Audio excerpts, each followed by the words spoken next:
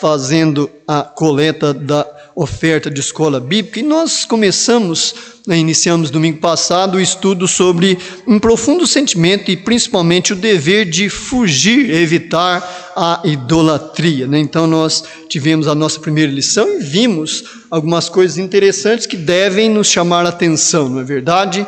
Sobre a questão da idolatria, Ela vai...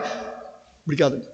Muito além, muitas vezes, de coisas que nós imaginamos e pensamos. E hoje eu trouxe um versículo mais especificamente, que nós vamos estar abordando em Colossenses, que dá uma amplitude daquilo que pode e, certamente é uma idolatria. Abandono de estar adorando a Deus, se sujeitando a Ele e servindo Ele, em espírito e em verdade. Nós tomamos por texto base Hebreus capítulo 12, versos de 5 a 9, para darmos continuidade nessa nossa lição. E nós vamos ver, principalmente estipulações da aliança de Deus para com o seu povo. Então Deus estipulou alianças, durante o decorrer da existência humana para com os homens, principalmente alianças para o bem em Cristo Jesus. Nós vemos que lá em Moisés, diz o autor anônimo de Hebreus, que eles bebiam da água que saiu da pedra, da rocha, aliás, e a rocha era Cristo. Então, em Cristo Jesus existem alianças para aqueles que se chegam a Ele, recebem-o por Senhor e Salvador, alianças de bênçãos, misericórdia e graça. Então, nós vamos lá para o livro de Hebreus, tomarmos por base esse texto para estarmos estudando esta lição. Usaremos muitos contextos, mas vamos textualizar em Hebreus 12, lermos versículos de 5 a 9. Hebreus capítulo de número 12, você que está conosco na transmissão, pegue aí também o seu exemplar bíblico, abra aí junto conosco na carta aos Hebreus, capítulo 12, e vamos ler responsivamente os versículos de 5 a 9. Vamos colocar em pé e recitarmos Hebreus 4, 12. Porque a palavra de Deus é viva e eficaz, é mais penetrante do que espada alguma de dois gumes, que penetra até a divisão da alma e do espírito, das juntas e medulas, e é apta para discernir os pensamentos e intenções do coração. Leamos Hebreus 12, versículos 5 a 9, responsivamente. 12, 5 a 9. Diz o 5: E já vos esquecestes da exortação que argumenta convosco como filhos. Filho meu, não desprezes a correção do Senhor, e nem desmaies quando por ele fores repreendido.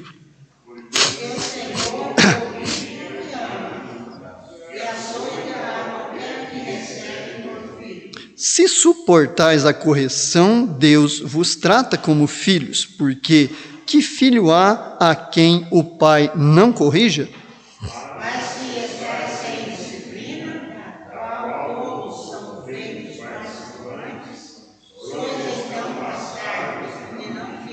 Vamos ler todos o 9?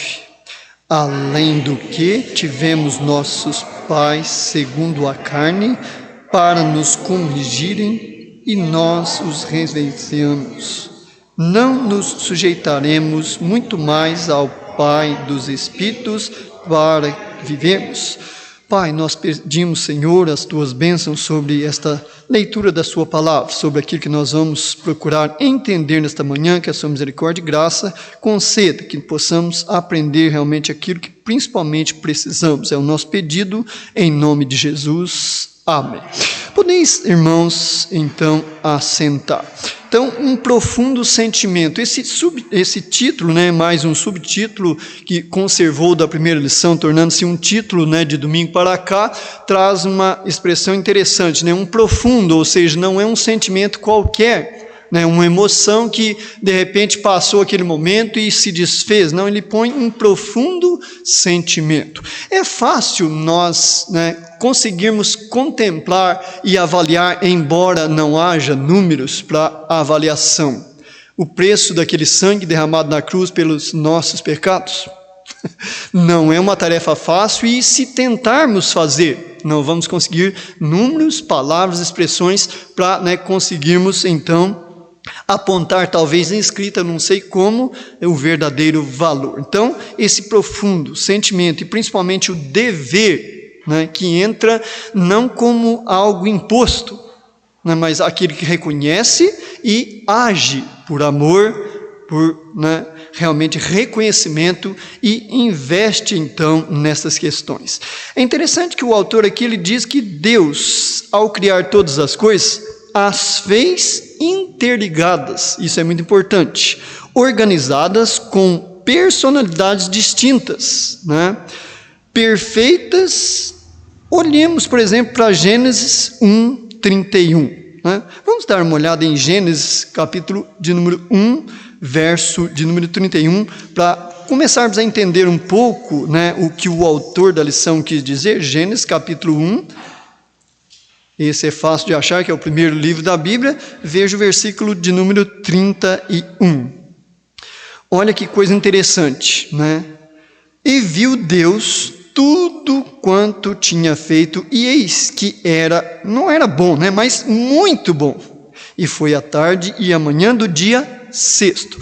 Aqui Deus encerra todas as obras que ele iniciou. Ele encerra. E quantas coisas, meus irmãos, aí está fora do pecado. O homem teve a queda no capítulo 3. Então, realmente, aí era tudo muito bom.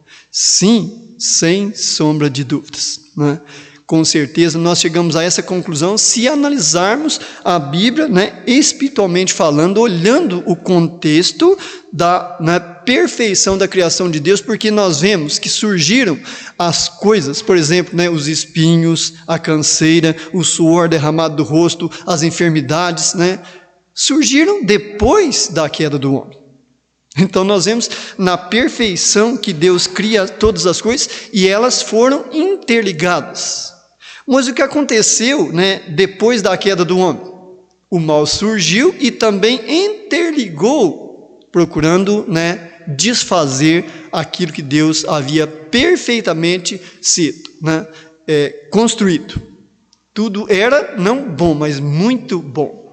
O que disse na primeira tentação? Não é bem assim. Olhando para a expressão, aparentava ser algo maravilhoso. Puxa vida, realmente não é. Porque se eu comer, eu serei igual a Deus.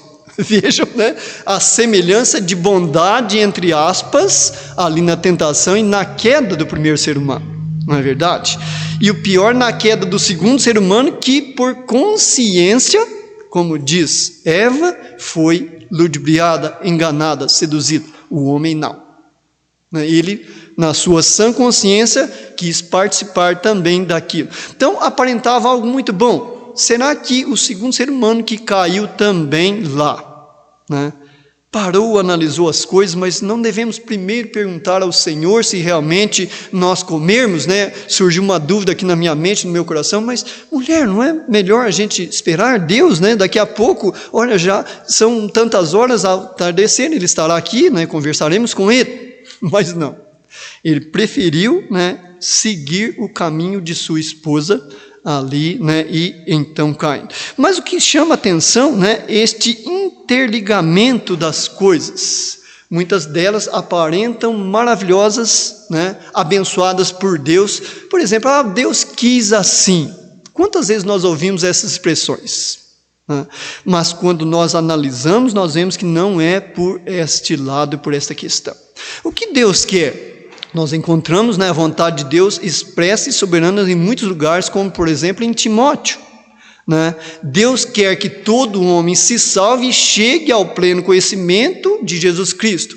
Não é que Deus vai ser pego de surpresa porque Ele é onisciente, mas é a vontade soberana dEle que isso aconteça. Agora, na liberdade que Ele nos dá, no sentimento que nós procuramos alimentar na nossa mente, no nosso coração, vai fazer a diferença e mudar as decisões que nós vamos tomar certamente e fugirmos, como nós vimos na lição passada, lembra?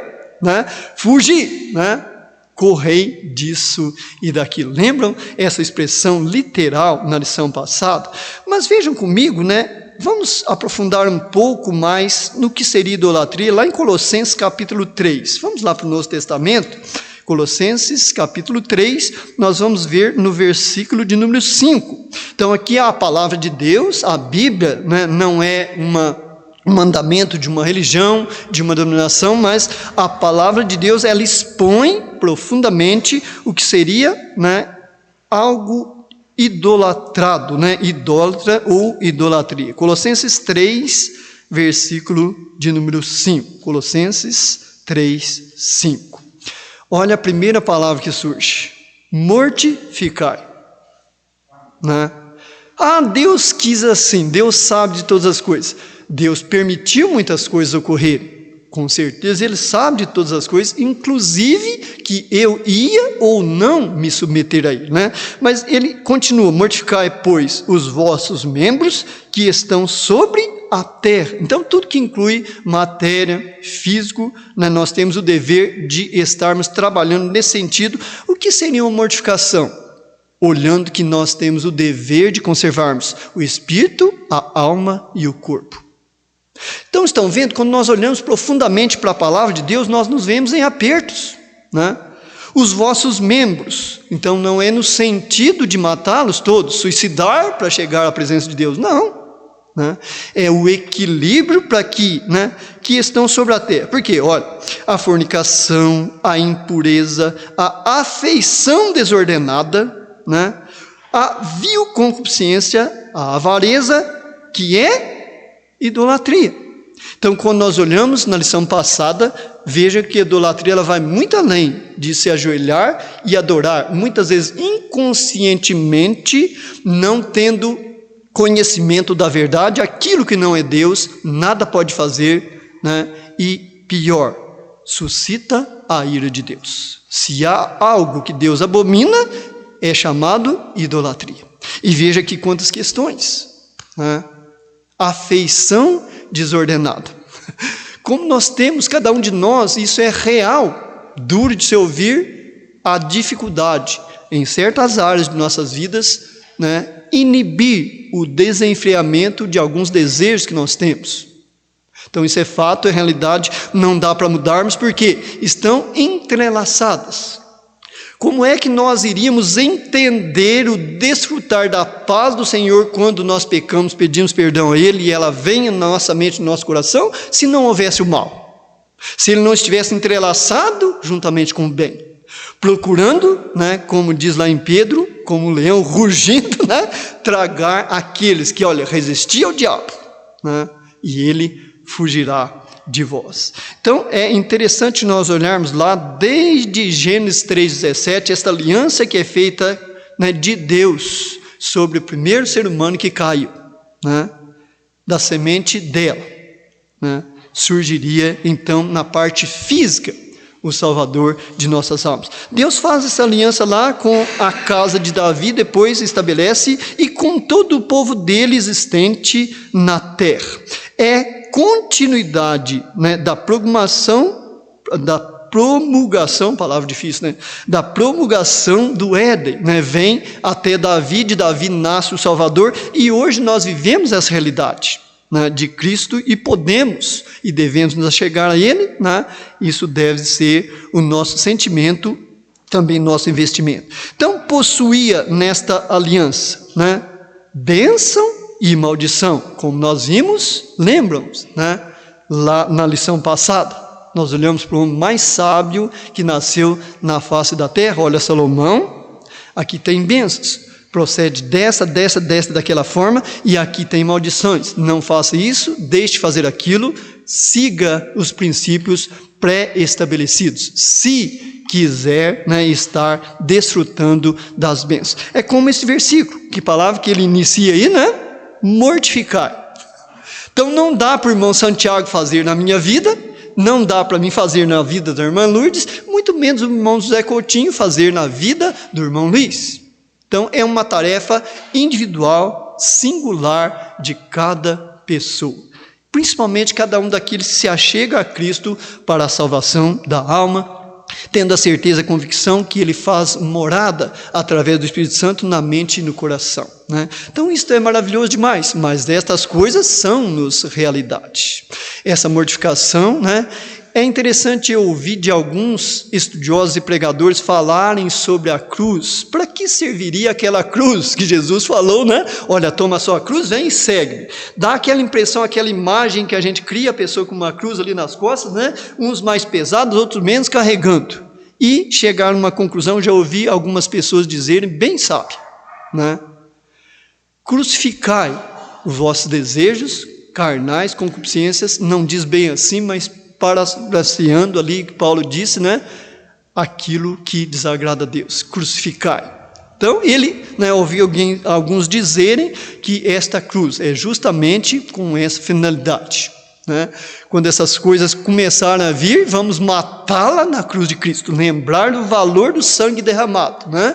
Como foi interessante, né, esta aplicação sobre esta cruz, né, que certamente vai ter muitas finalidades e ela é real, porque foi Jesus que disse, toma a sua cruz cada dia, não é um dia, 2 aos domingos, né? Cada dia vem e segue. Então essa cruz, ela é realidade e é interessante, né, esta finalidade que eu ouvi, certamente alguns irmãos também ouviram. Não sei se algum irmão ou irmã gostaria de comentar aí algo sobre a idolatria, né, os nossos desejos, aquilo que naturalmente nós lutamos, a dificuldade que talvez cada um tenha, né, e desejasse colocar nesta manhã, né, irmão José?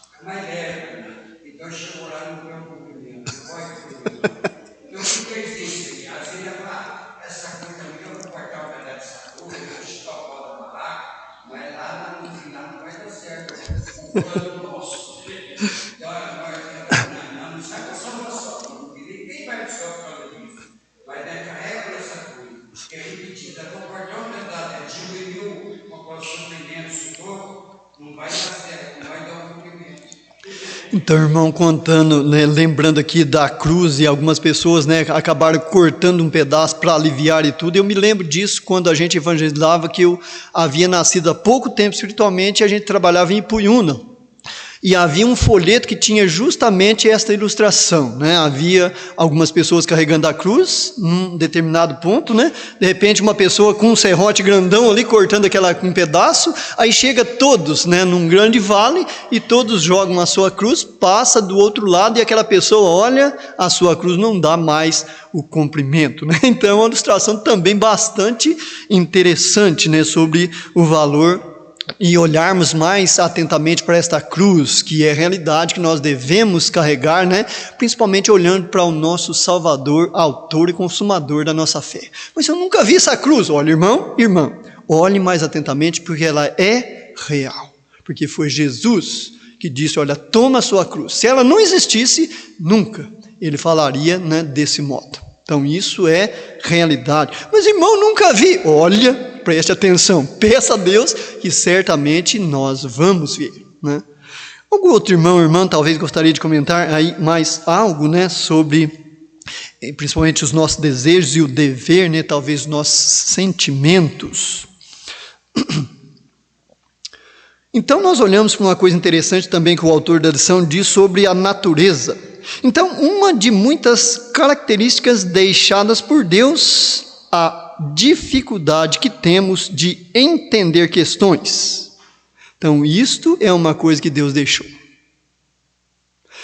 Mas Deus deixou? Não. Isso foi, na verdade, criado devido ao pecado.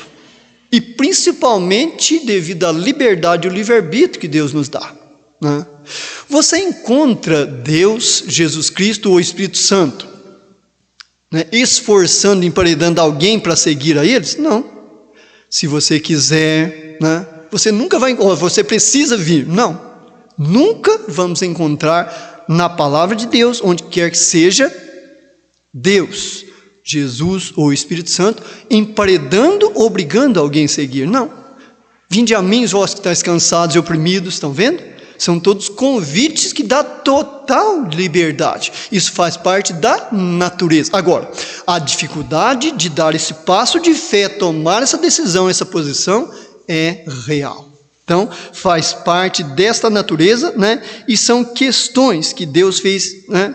Questão também de deixar, para haver aquela liberdade, consciência. Não estou indo para a igreja, não é porque é uma igreja boa, porque é a denominação que me faz, né, bem. Não, eu estou indo porque eu entendo que sou um pecador, carente da misericórdia de Deus e preciso da graça de Cristo, né? Então, esta deve ser a finalidade de qualquer um de nós irmos a um lugar que se estão reunindo para louvar, adorar a Deus e aprender da pessoa de Deus. Nós nunca vamos encontrar, certamente na palavra de Deus, né, a forçar, o forçar de Deus para as pessoas se chegarem à salvação, né?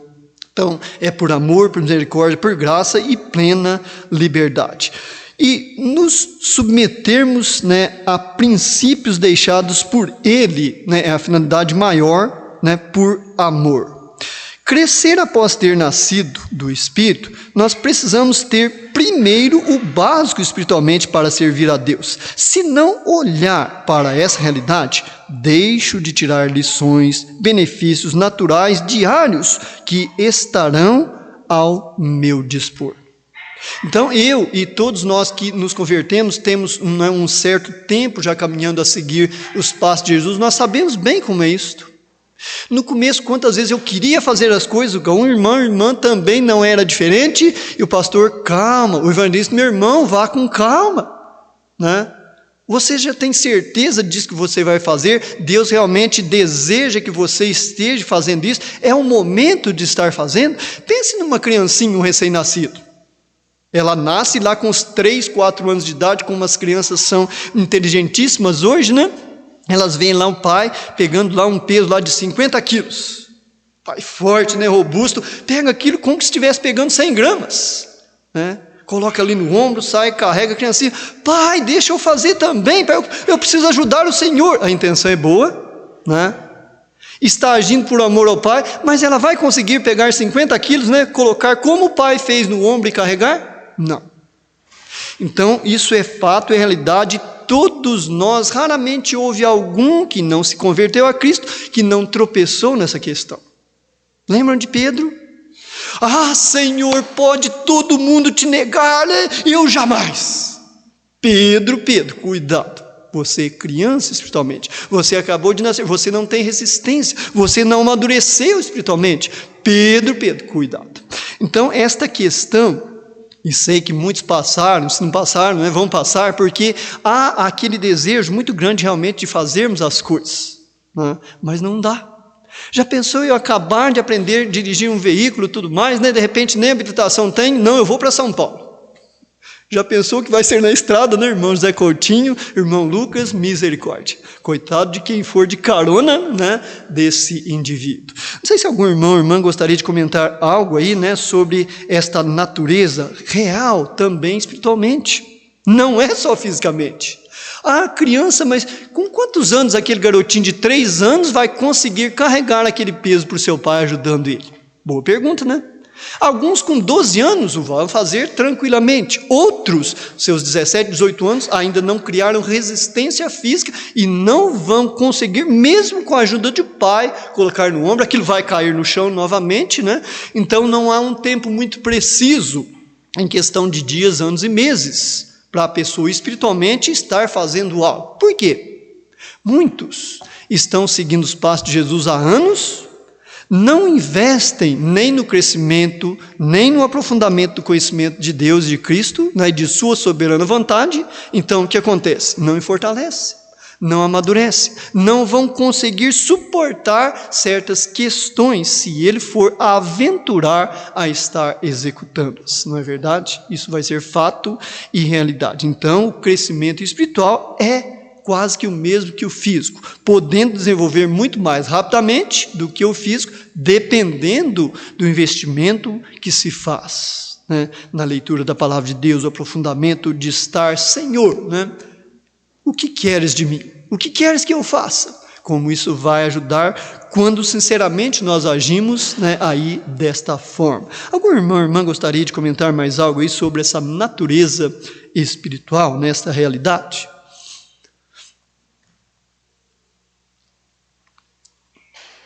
Então, ele continua aqui, fala, sobre ali em 1 Samuel 7,14. Vamos dar uma olhadinha em 1 Samuel 7,14. 1 Samuel, capítulo de número 7, verso de número 14.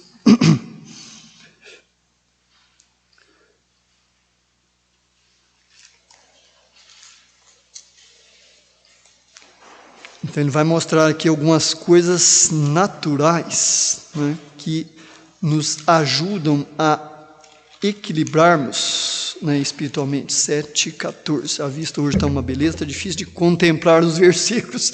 1 Samuel 7,14. E as cidades que os filisteus tinham tomado a Israel foram restituídas a Israel, desde Edom até Gade e até os seus termos. Israel arrebatou da mão dos filisteus e houve paz entre Israel e os amorreus. Então vejam esta realidade, Não desprezes as promessas de Deus. Quando eles receberam as promessas de Deus, beleza, todo mundo animado, com fé, Quando chegaram e viram os gigantes, misericórdia. A gente não vai dar conta deles. Apareceu a realidade. Mas vejam aí que muitos, pelo menos 2, Josué e Caleb, creram. E Deus honrou a sua palavra, e conquistaram tudo. Houve lutas, sangue derramado, pessoas que apavoradas, talvez lanças passando perto do seu pescoço, espadas, e lutaram, e firmados. Vejo, irmãos, a importância muitas vezes da oração. Mas nossa, meu Deus, não tem ninguém mais na oração, tem 2, 3. E quantos foram lá? Josué e Caleb. Não, nós vamos lá em nome do Senhor, Ele prometeu, eles são grandes, mas Deus é que está nesta guerra. 2. E quantas pessoas desfrutaram dessas bênçãos devido a 2 pessoas crerem, incondicionalmente na promessa de Deus. Então isto foi maravilhoso demais. Mas quando nós olhamos para o nosso contexto, Hebreus 12, lá que nós pegamos o texto base e olhamos o verso de número 5 de Hebreus 12, o que nós encontramos paralelos com esta lição lá de Israel? E já vos esquecestes da exortação que argumenta convosco como filhos, filho meu, não desprezes a correção do Senhor. E não desmaies quando por ele fores repreendido. Irmãos, nós pensamos, por exemplo, no número de pessoas que saíram dali e aqueles que ouviram daquela promessa e principalmente que foram contra Josué e Caleb, caíram todos, inclusive Moisés. Não chegaram na terra prometida. Então, como isso deve nos chamar a atenção e nós ficarmos atentos sobre aquilo que nós estamos atravessando? É correção do Senhor? É provação de Deus, dando oportunidade para que eu e você, qualquer um de nós, possamos expressar o nosso amadurecimento, a nossa fé, o nosso amor, a nossa dedicação a Jesus Cristo. Como nós precisamos estar atentos a esta questão. Meu Deus, eu estou passando isso porque eu fiz aquilo, agora Deus está me castigando. Seria realmente por causa daquilo, mas eu pedi perdão, Deus me deu paz ao coração, eu dormi, descansei, esqueci daquilo faz muito tempo, então não é por causa daquilo. Não é, certamente. Como nós temos essa dificuldade muito grande olhando a parte natural, Lembra-se de Gideão? Senhor, olha, eu acredito em Ti e tudo mais, mas Senhor, eu preciso confirmar esse negócio. Eu posso fazer assim? Vou lá, coloco um velo. Senhor, molha o velo e deixa tudo seco ao redor. Perfeitamente, meu. Seja feita a tua vontade. Ele vai e faz. É da vontade de Deus. Ele parou por ali? Não. Então vejam que não é fácil. Senhor, mais uma vez. Agora, Senhor, molhe roda do velo e deixa o velo, aquele de lã seco. Perfeitamente, meu servo. né? E foi e aconteceu novamente. Estão vendo a dificuldade? Não é uma coisa de se estalar os dedos, né? Ah, Deus vai me abençoar, que ele cai pronto do céu, sem nenhuma dificuldade, sem nenhuma luta. Não. A nossa parte sempre vai ser uma realidade. E esta questão de nós sentirmos quando nós estamos sendo corrigidos por Deus ou provados, como isso é difícil de entender e de discernir. Não é uma tarefa fácil. Não faz parte da natureza no sentido total. Por quê? Ela é uma coisa muito espiritual, né? Que exige muita vigilância para se entender e discernir se é uma correção que Deus está me corrigindo ou se é uma aprovação, né? Dando oportunidade de demonstrar eu até onde eu vou por amor a Ele e o que eu sou capaz de fazer, né? Porque eu não posso, né? Não é para Deus ver. Deus não existe esse negócio de Deus ver, pois Ele é onisciente. Vamos tirar agora a onisciência de Deus, né? Ah, Deus deixou isso aqui para ver, né? Como é que vai ser? Não, isso não existe. Deus permite isso para dar oportunidade àqueles que vão atravessar ou pela aprovação ou pela correção, né? De demonstrar o seu amor, seu amadurecimento e principalmente crescer em amor e amadurecimento. Só há esta maneira, né? É na aprovação, é na dificuldade, é no aperto. Não existem outras. Não existe. Então isso precisa ficar patente na nossa mente, no nosso coração e ver a importância da fidelidade e da fé. 2 homens lá, restituiu tudo à nação de Israel. Irmãos, isso é maravilhoso demais, né? É maravilhoso demais nós olharmos esses fatos ocorridos lá no passado. Algum irmão ou irmã gostaria de comentar algo? Nosso tempo hoje está quase no final, né? Infelizmente. Hoje um pouco mais cedo. Então, né, é uma expressão muito conhecida em Efésios 5,18, não embriagueis com o vinho que há contenda, mas enchei-vos do Espírito Santo. É um versículo bastante conhecido, né? O que posso e devo fazer para me encher do Espírito? Não é uma boa pergunta para olharmos para esse versículo e raciocinarmos, procurarmos discernir? Ah, enchei-vos do Espírito Santo. Algum irmão ou irmã teria, né, alguma colocação a ser feita? Ah, para me encher do Espírito Santo eu preciso e devo, né, fazer ou deixar de fazer isto e aquilo. Algum irmão talvez, ou irmã teria, os irmãos que estão conosco na transmissão, né? Hoje nós estamos aí com os operadores da transmissão ativos, né? Entra aí, né, dá a sua opinião. Nós estamos aqui no estudo bíblico, né? Não estou aqui ensinando ninguém, mas sim aprendendo junto com os irmãos e irmãs. Algum irmão talvez gostaria de dar aí, né, uma sugestão, né, um parecer sobre o que nós devemos e precisamos fazer para encher do Espírito? Vamos pensar numa questão mais profunda. Se Deus dá o Espírito Santo àquele que se converte a Cristo, Ele deu o Espírito Santo por medida? O Espírito Santo, né, só começou a pingar na mente e no coração. Por que a expressão encher? Enchei-vos do Espírito Santo. Estão vendo como a questão, quando nós olhamos mais profundamente, nos ajuda a ver além do que está escrito, né, e vemos as coisas espirituais. Por quê? Eu posso, você e qualquer um de nós, tranquilamente lembrarmos de um versículo desse e vermos, encontrarmos aquele irmão, aquela irmã que está desanimada, né, fria espiritualmente. Irmãos, irmã, você lembra de Efésios 5,18? Ah, irmão, eu lembrava, mas não lembrava. Então vamos lembrar juntos, né? Não vos embriagueis com vinho, mas encheis do Espírito. Irmã, mas a necessidade de encher do Espírito. Mas meu irmão, eu já tentei, eu não sei por onde eu começo, o que fazer, e eu vou dizer o que para essa irmã, para esse irmão, né? Estão vendo que muitas vezes o memorizar, saber as coisas de cor, na prática, às vezes não funciona. Nós temos versículo de cor na mente e no coração, mas não entendemos exatamente como agir nessa questão. Ah, irmãos, nós precisamos entregar tudo para Deus, esperar, né? E não dá para fazer nada nessa questão. Aí nós vamos encruzar os braços? Não. Nós vemos questões na palavra de Deus que pessoas fizeram isso. Lembra de Davi? Quando disseram a ele que aquela criança morreria, ele viu que estava errado, né? Realmente assumiu o seu erro, mas não encruzou os braços. Ele foi, jejuou, pediu muito a Deus, sempre certamente procurava saber como é que a criança estava, se estava melhorando, né? Se havia morrido e coisa e tal. Então ele não cruzou os braços. Então nós vemos nesta questão, principalmente de encher do Espírito, né, essa necessidade de partirmos para alguma coisa. Vamos pensar em algo que vai nos ajudar bastante: orar. Quando nós começamos a orar, principalmente pelo Espírito, nós vemos as necessidades. Puxa vida, né? A irmã Eide, olha a dificuldade que ela está lá, se adaptando, procurando entender lá os idiomas, com aquele desejo enorme de falar e não consegue. Veja que você espiritualmente, qualquer um de nós vamos, né, realmente nos enchendo do Espírito. E as coisas que nós achávamos que para nós era uma dificuldade, nós vamos vendo que a dificuldade da irmã Eide é maior que a nossa.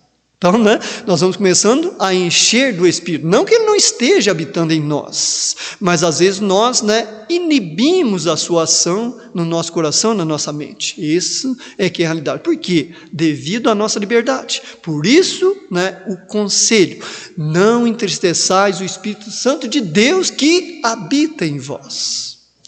Não é à toa que assim foi escrito. Então, esta realidade que seja realmente patente, né, na nossa mente, no coração, e nós vamos certamente nos livrar de muitas coisas de Colossenses 3:5. Né? Mortificai.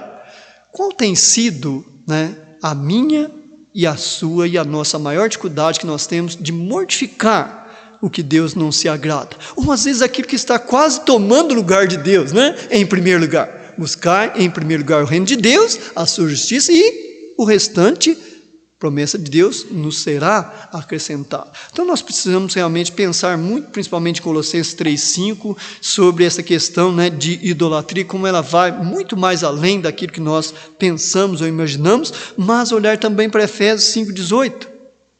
A realidade, né, a possibilidade de realmente enchermos do Espírito, deixar as coisas de lado, e só assim nós vamos ter de Deus a capacidade, né, e o poder no Espírito para estarmos nos livrando então destas coisas. Então não dá mais, se nós olharmos, né, para a nossa lição nesta manhã, vamos ter que encerrar aí nesse instante, né, aí nesses próximos tempos aí, o irmão Santiago estará aí, né, auxiliando na escola bíblica dominical, estará trazendo aquilo que Deus já certamente